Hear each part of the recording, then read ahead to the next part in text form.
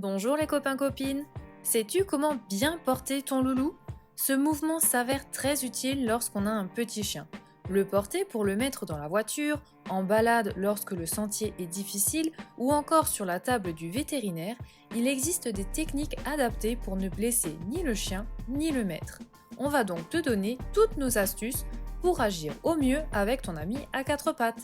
C'est parti! À faire avant tout. La première chose à faire si tu souhaites porter ton loulou est de le prévenir. En toute logique, il est fortement déconseillé de se jeter brusquement sur lui. En effet, l'effet de surprise peut ne pas être apprécié par ton compagnon et certains animaux malades ou vieux peuvent même réagir de façon agressive par peur ou par douleur. De plus, certains d'entre eux n'aiment pas être portés.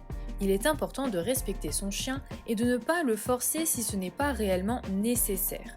Il peut être intéressant de lui apprendre un ordre verbal ou physique pour le prévenir que tu vas le prendre dans tes bras. Par exemple, maman porte ou bras peuvent lui indiquer qu'il va bientôt être porté.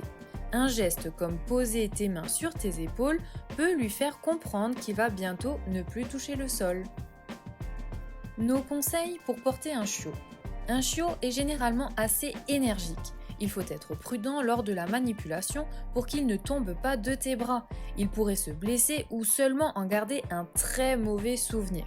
Lorsque tu le portes en promenade, il peut être intéressant de le maintenir par le harnais avec la main qui est sous ses pattes avant.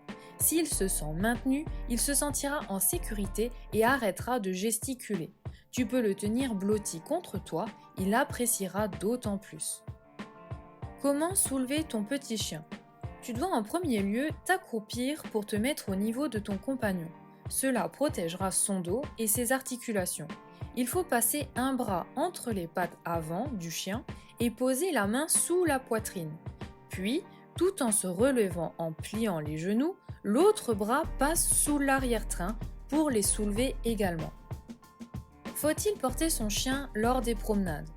Avant de partir en randonnée, il est important que le maître et le chien soient préparés.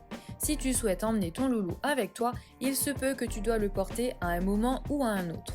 Suivant son âge, sa forme et son entraînement, de nombreuses conditions rentrent en jeu.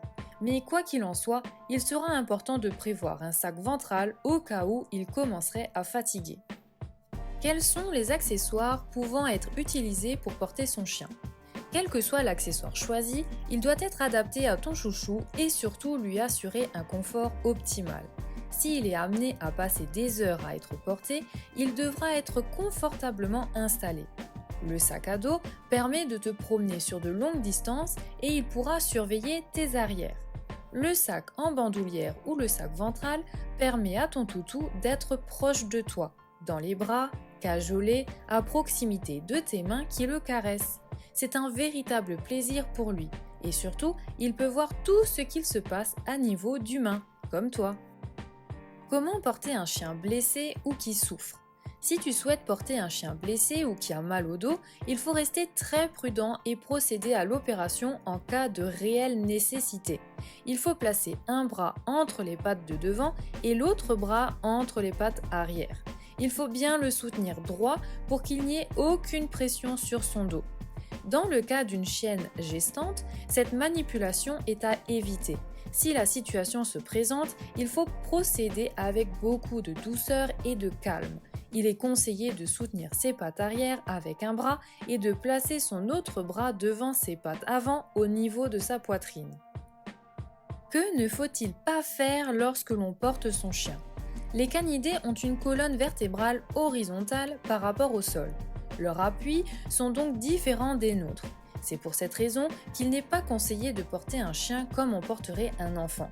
Il faut donc éviter de le mettre debout sur ses pattes arrière pour l'attraper par les pattes avant sous les aisselles. La verticalité n'est pas adaptée à sa morphologie. Transporter son petit compagnon par le harnais est déconseillé. Cet accessoire n'est pas fait pour lever un animal, mais pour le promener en laisse tout en évitant de lui serrer le cou comme le ferait un collier. Soulever son chiot par la peau du cou n'est pas une solution adaptée.